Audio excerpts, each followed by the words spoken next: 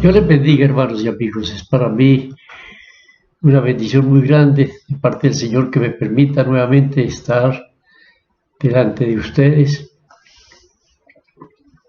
en este video para seguir hablando unas cosas más acerca de el tema del anticristo. Les invito a que hagamos unas palabras de oración y entremos en materia. Padre Santo, te bendecimos y te glorificamos y te damos la honra y la gloria, Señor, que tú eres nuestro Dios y nuestro Salvador y tú eres el que nos enseñas. Permite, Señor, que tu Santo Espíritu sea dirigiéndonos en todo, para que la verdad tuya, Señor, sea la que permanezca para siempre. En el nombre de Jesús. Amén. Hermanos, las cosas que están ocurriendo no son casuales. Gamaliel, un maestro de Israel, dijo de la siguiente manera, y está consignado esto en el capítulo 5, desde el verso 34 del libro de los Hechos. Dice que entonces, levantándose en el concilio un fariseo llamado Gamaliel, doctor de la ley, venerado de todo el pueblo, mandó que sacasen fuera por un momento a los apóstoles, verso 35, y luego dijo, varones israelitas, mirad por vosotros lo que vais a hacer respecto a estos hombres. Verso 36, porque antes de estos días se levantó Teudas, diciendo que era alguien. A este se unió un número como de 400 hombres, pero él fue muerto y todos los que le obedecían fueron dispersados y reducidos a nada. Después de este se levantó Judas el Galileo en los días del censo y llevó en pos de sí mucho pueblo. Pereció también él y todos los que le obedecían fueron dispersados. Verso 38, ahora os digo, apartaos de estos hombres y dejadlos. Porque si este consejo o esta obra es de los hombres, se desvanecerá. Mas si es de Dios, no la podréis destruir. No seáis tal vez hallados luchando contra Dios. Como ustedes pueden notar en esta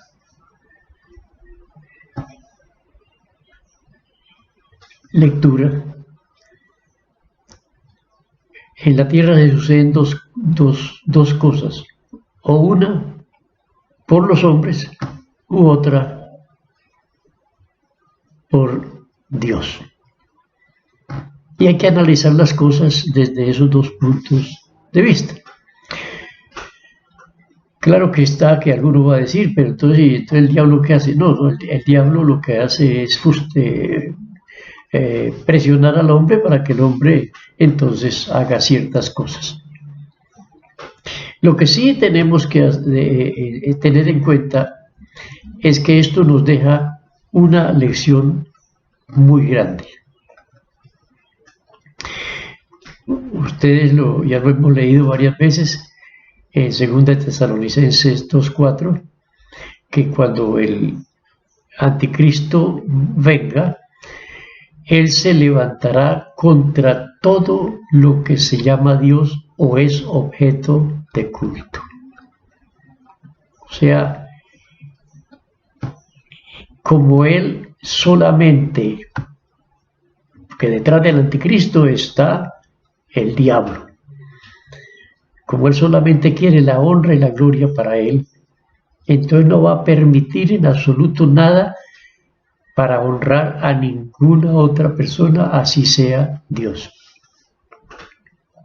En el tiempo del anticristo nadie le va a poder hacer culto a Dios a no ser a costa de su propia vida.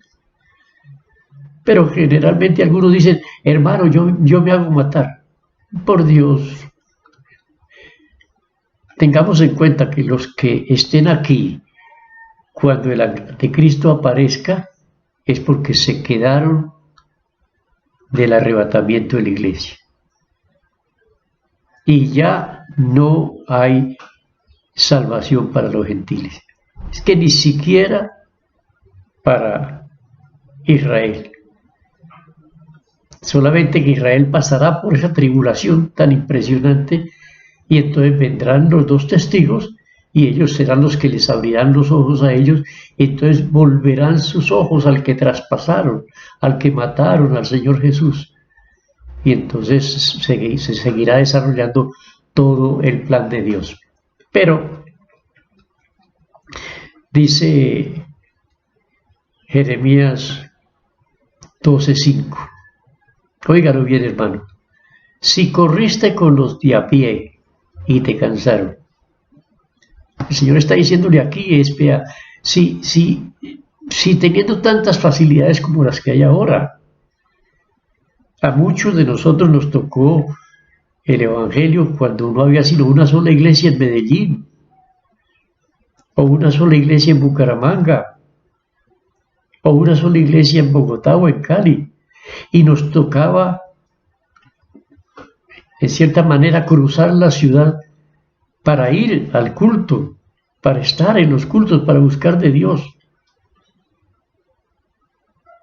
Y lo hacíamos con alegría, con gozo, sin estarnos quejando. Pero ahora tenemos la iglesia escasamente a unas cuadras, a veces pegada a la iglesia. Y nos parece como una tragedia tener que, o no tener, ir a la iglesia para buscar de Dios. Si teniendo todas estas ventajas somos infieles, entonces dice, si corriste con los de a pie y te cansaron, ¿cómo harás con los de a caballo? ¿Cómo será cuando se pongan las cosas difíciles? Cuando hayan resoluciones que no nos permitan o que nos amenacen. La iglesia primitiva tuvo momentos muy críticos en que les tocó en los montes, en las cuevas, en las catacumbas, y con el peligro de que si los sorprendían, les iba mal. Si en tierra de paz no estaba seguro, ¿cómo harás en la espesura del Jordán? Se está refiriendo a que la espesura del Jordán en ese tiempo habían leones, habían fieras. Y entonces era peligroso.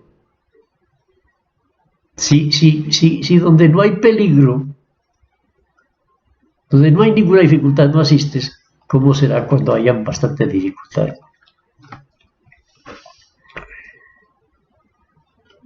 Entonces,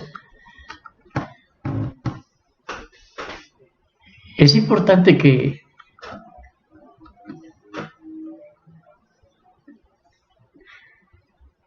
tengamos en cuenta que como el anticristo va a venir para quitar todo lo que sea de Dios, y que más adelante miraremos esto un poco en el sentido de que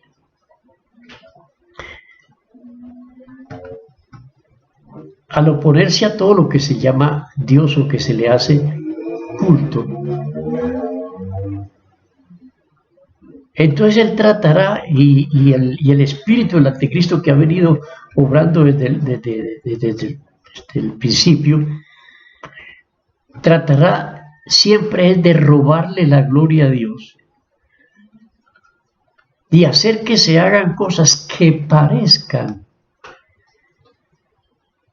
Ustedes han oído algo por ahí del sincretismo religioso, que es disfrazar las cosas para que parezcan, que fue lo que hicieron los esclavos africanos en Cuba. Ellos fueron traídos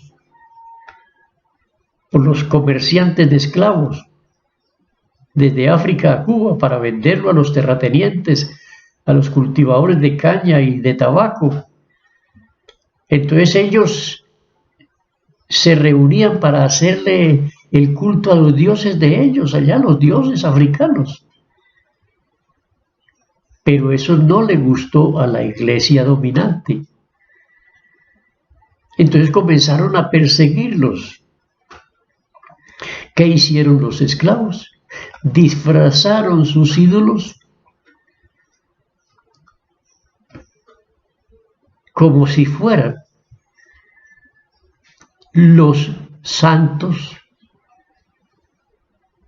católicos. Y entonces ellos se arrodillaban y los adoraban, y parecía que estaban arrodillados ante el Cristo, ante la Virgen o lo que fuera, pero no. Por detrás de ese disfraz estaban los dioses africanos. Eso es el sincretismo. Y ese mismo espíritu sigue. Se disfrazan las cosas como si fuera para Dios, pero se le está dando culto a otra cosa. El Señor Jesucristo fue muy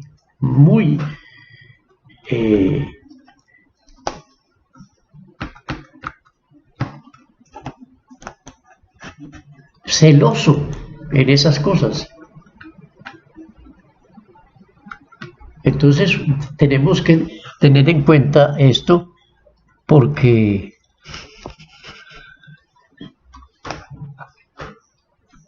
no sea que nos hallemos en esas condiciones. Y oigan lo que dice el Señor Jesucristo, lo que se dice del Señor Jesús en Marcos capítulo 11.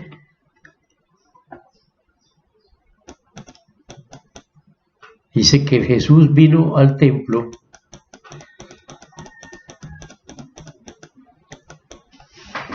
y comenzó a sacar o echar fuera a los que vendían y compraban en el templo. Volcó las mesas de los cambistas y las sillas de los que vendían palomas. Eso está en Marcos 11, 15, 16.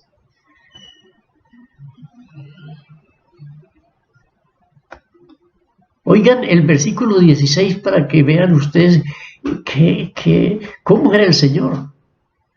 Y no consentía que nadie atravesase el templo llevando utensilio alguno.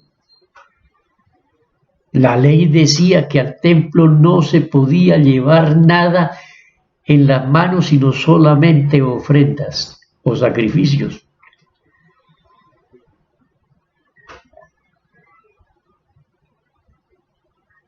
¿Cómo le parece cómo nos presentamos nosotros delante de Dios hoy día? Y por eso les enseñaba y les decía, no está escrito: mi casa es casa de oración para todas las naciones. O sea, si alguno de otra nación viene aquí a esta casa, deberá de venir a orar, a presentarse delante de Dios. No es como ahora, que eso es la multitud de turistas.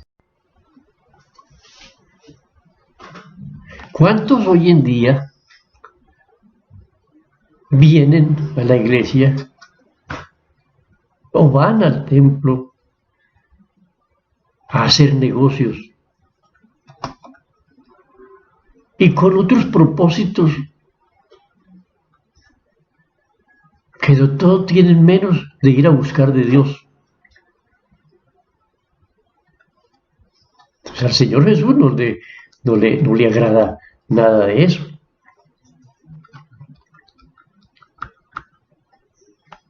El pueblo de Israel le pasó así. iban al templo y descuidadamente, en lugar de ir a buscar o de llevar desde su casa o buscar una buena ofrenda agradable al Señor, se iban a hacer cambalaches y a conseguir algo bien barato para cumplir con el sacrificio o con la ofrenda. Al Señor no le gustó. Y llegó el momento en que entonces, como se creían tanto por tener el templo, les quitó el templo. Y por consiguiente, el culto. Si se preguntara y dijera uno, ¿cómo podría suceder eso? Hermano, no se le ocurre, la iglesia es muy diferente. No, hermanos, estamos ante la presencia del mismo Dios. El Dios de Israel es el mismo Dios de nosotros.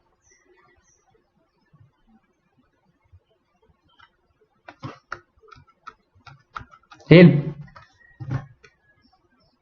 para que esto suceda, lo único que necesita es quitar de en medio al que no permite, al que detiene la acción del misterio de la iniquidad. Así lo dice 2 Tesalonicenses 2:8. Entonces se manifestará aquel inicuo. Pero mientras esté aquello que lo detiene, que lo resumo en 3 palabras, que es el Espíritu Santo y la Iglesia, 4 palabras. Mientras esto esté, y esto es una buena lección, y ténganlo en cuenta, porque es que mientras esté el Espíritu Santo, no se podrá manifestar ese misterio de iniquidad. Y eso deberíamos de tenerlo presente para dejar de estar pensando que Dios echa mano de cosas indignas y mundanas para hacer la obra no solamente del Evangelio, sino de la santificación y por ende la obra de llamamiento al servicio. Porque hay quienes piensan que proveyéndoles a la gente programaciones non santas, entonces la gente se anima para servirle al Señor. Pero eso es hacerle juego al enemigo.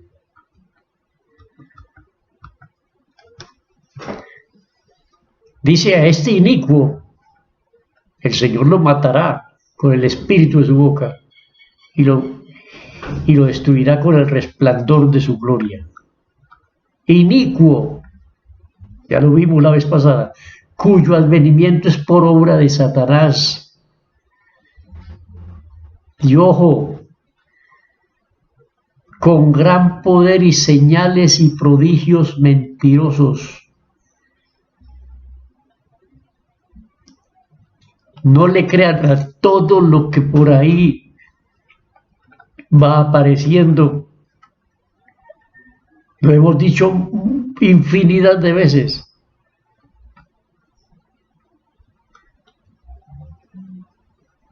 Que hay milagros que son verdaderamente de Dios y otros son milagros mentirosos. Milagros que no convierten a la gente. Milagros que no son para bien de los redimidos. Y que se les está dando mucha importancia. Yo quisiera que viéramos algunos contrastes en lo que es Cristo y el diablo, para que también hagamos una diferencia entre lo que es la iglesia del Señor y la iglesia que el diablo tiene como una imitación de Dios. Si no se puede conciliar la obra de Cristo con la del diablo, tampoco se puede lo otro.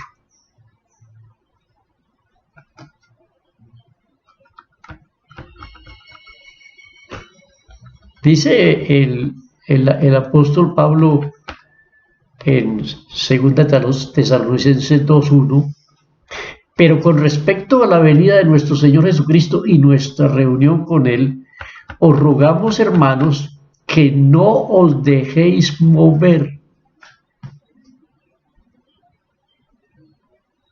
Si la palabra de Dios dice, el Espíritu Santo nos dice que no nos dejemos mover, es porque hay alguien que quiere movernos de vuestra manera de pensar, porque en realidad lo que hacemos es producto de nuestros pensamientos.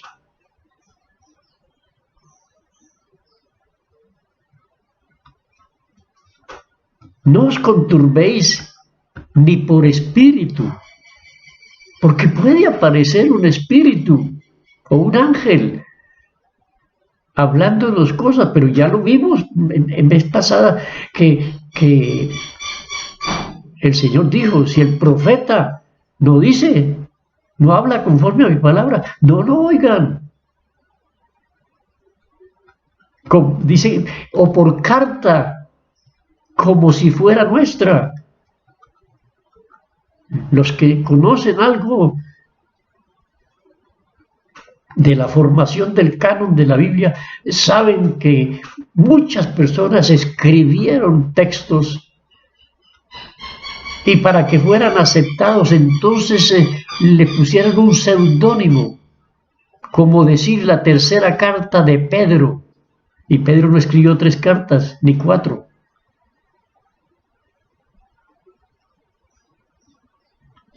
Como si fuera nuestra, dice el apóstol. Nadie os engañe en ninguna manera.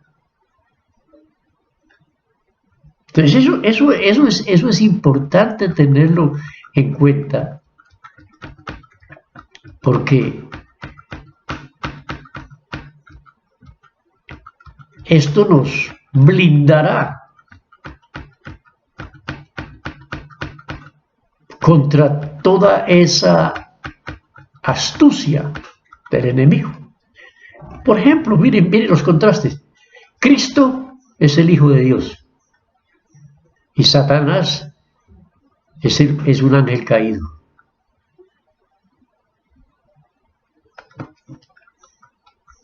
Cristo es la luz del mundo. Satanás es el Señor de las tinieblas.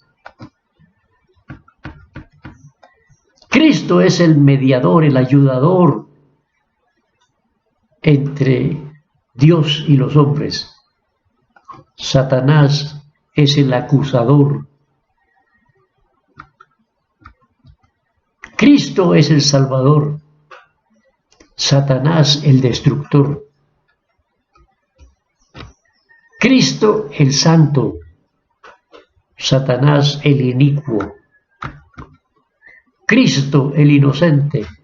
Satanás el perverso. Cristo el humilde. Satanás el orgulloso.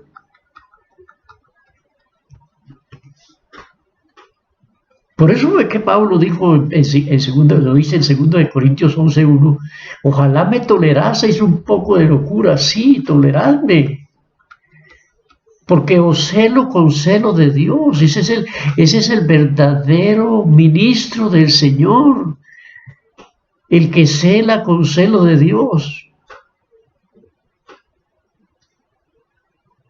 Es que Dios nos quiere es para Él.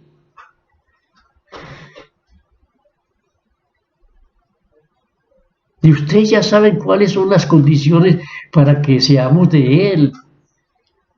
Hablando del Señor Jesucristo y la Iglesia, dice que Él quiere presentarse a sí mismo una iglesia sin mancha, sin contaminación, sin arruga, que sea santa y sin mancha. Pero si ustedes ven en todas esas iglesias en que el diablo está metido, de eso ni se habla, ni se menciona para no ofender a las personas. Hablarle de nuevo nacimiento a la gente hoy en día, eso es pretender manipularlos. Pues os he desposado. Se nos llena la boca diciendo que somos la esposa del Cordero. Pero aquí dice Pablo, para presentaros como una virgen pura a Cristo. Eso es lo que tenemos que hacer nosotros los pastores. Trabajar para presentar ante el Señor una iglesia pura. Pero el apóstol dice, pero temo que como la serpiente con su astucia engañó a Eva.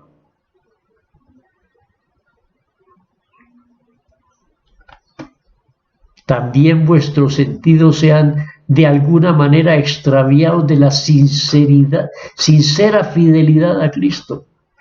Vuestros sentidos, ver, oler, gustar, oír, palpar, vuestros sentidos. Entonces él se queja diciendo, porque si otro viene predicando otro Jesús que el que nosotros hemos predicado, o recibís otro espíritu.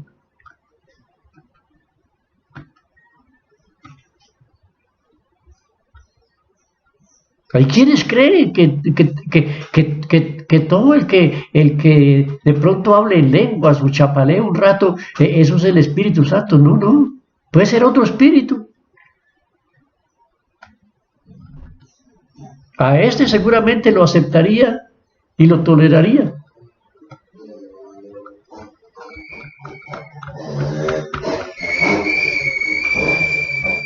Vea, el diablo, primero recuerden esto, que el apóstol Pedro dice que el bautismo que a esto corresponde nos salva. O sea, tenemos la salvación, porque el que creyera y fuera bautizado será salvo. Tenemos la salvación por el bautismo. Dice, pero no quita la inmundicia de la carne. Seguimos siendo atacados por esto. Adán y Eva no tenían nada de eso. Eran un par de personas totalmente inocentes. No tenían una naturaleza caída. No. Para que el diablo los engañara.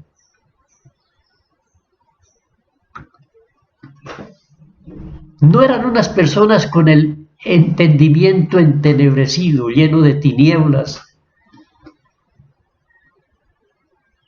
Que por ahí Pablo dice en 1 Corintios 15, por ahí hay algunos que no conocen a Dios.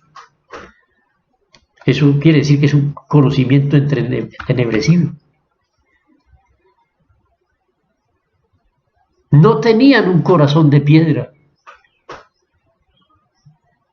No se habían endurecido contra Dios. Tampoco tenían una voluntad esclavizada al pecado.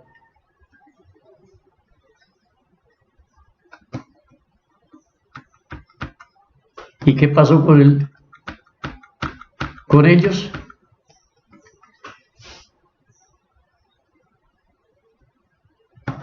Que se dejaron convencer del diablo como se están dejando convencer muchos en este tiempo. Seréis como Dios. Seréis como Dios. Lo que pasa es que Dios no quiere que ustedes coman de ese árbol, porque el día en que ustedes coman, entonces se abrirán vuestros ojos, y conoceréis el bien y el mal, y seréis como Dios. Y como pasa hoy en día, muchos piensan o creen de la misma manera.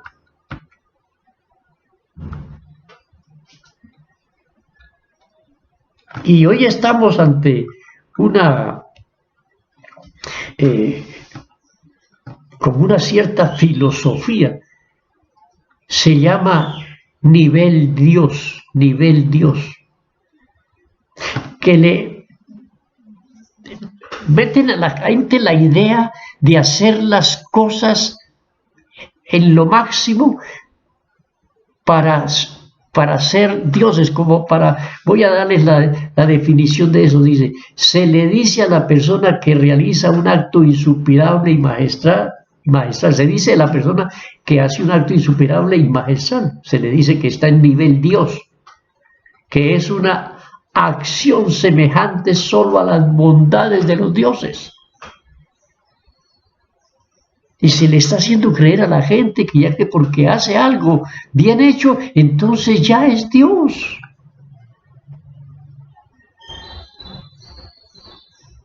Si una persona canta bien, le dicen que canta como los dioses.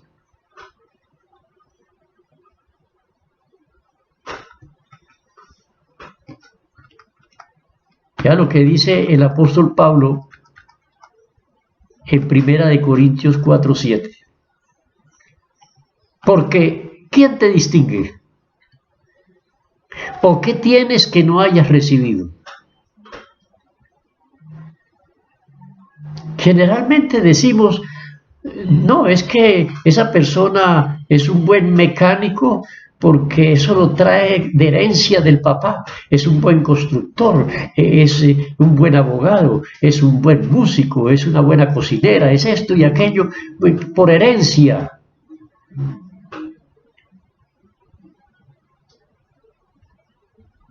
Pero la realidad no es esa. La realidad es que el que nos dio todos esos dones y puso todas esas características tan buenas en las personas es Dios.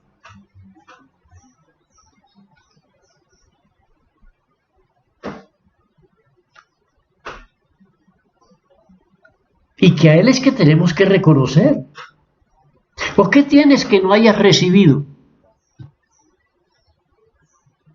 Y si lo recibiste, ¿por qué te glorías? Como si no lo hubieras recibido. Que eso lo dice la palabra de Dios. Habiendo conocido a Dios, no le glorificaron como a Dios. Ahora se envanecieron, veamos. ¿Pero a quién se los aguanta?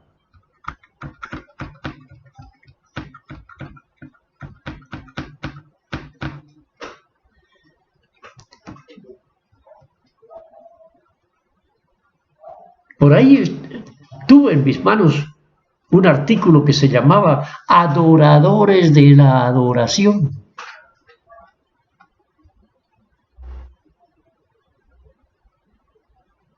Que en realidad uno como que no logra como entender eso, adoradores de la adoración. Proclaman ese acto que se hace de adoración, lo ponen en alto. Y por eso es que tenemos en el día de hoy adoradores de la oración. La oración es un privilegio muy grande. Poder hablar con Dios, con el ser más precioso, grande e incomparable que hay. Es una honra muy tremenda. Y si entendemos que Dios va con nosotros y está con nosotros en todas partes, pues seguramente que como los amigos conversaremos y estaremos en contacto con Él. Y cualquier cosa que venga, seguramente sin pensar en nuestro pensamiento, si no en nuestras palabras, porque tal vez nos dirían que estábamos locos, pero nuestro pensamiento decirle, Señor, sí estará bien hecho, ¿cómo le parece a usted? Ahí estamos hablando con el Señor. Pero hay quienes, como los fariseos, piensan que la oración tiene que ser a donde lo vean a uno. y seguramente utilizando las palabras más elocuentes,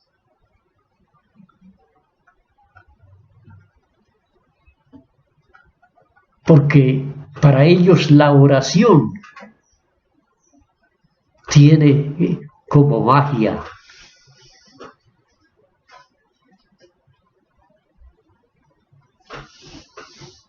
El Señor Jesucristo dijo: si ustedes verdaderamente hacen lo que yo les mando, entonces seréis mis discípulos. Y entonces todo lo que pidiereis en mi nombre os será hecho. Adoradores de la intercesión. ¿Habrá un intercesor más grande que el Señor Jesucristo? O que, como dice Pablo a los Romanos capítulo 8, el Espíritu intercede por nosotros.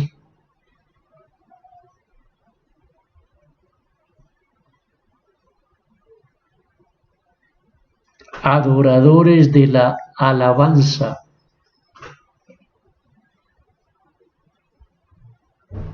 Y piensan que por cantar y cantar y cantar y cantar, y se olvidan lo que dijo el Señor en Isaías capítulo 1. ¿Quién les mandó a ustedes a hacer esto?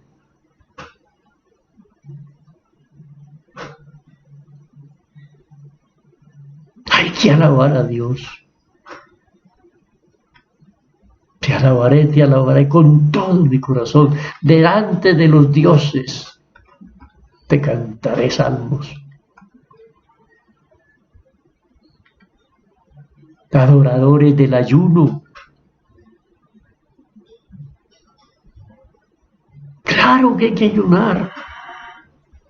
Claro que hay que afligir la carne. Hay que ponerla en sujeción. Adoradores de las ofrendas.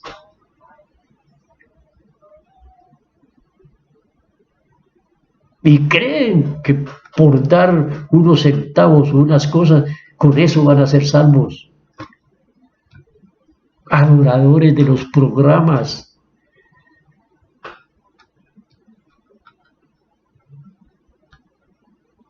Y van de lugar en lugar buscando programas.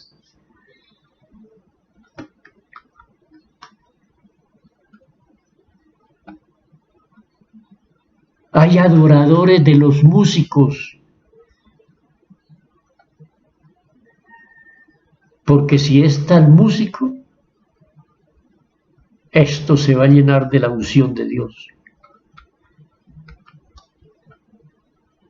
Adoradores de los cantantes.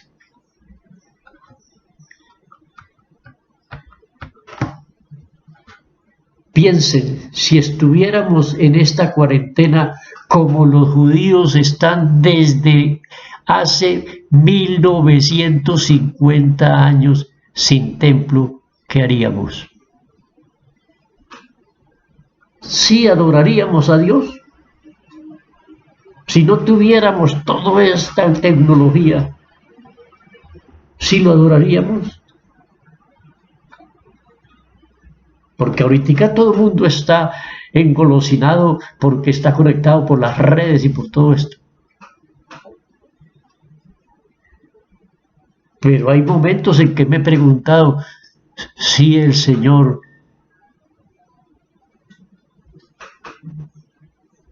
trabaja por estos medios.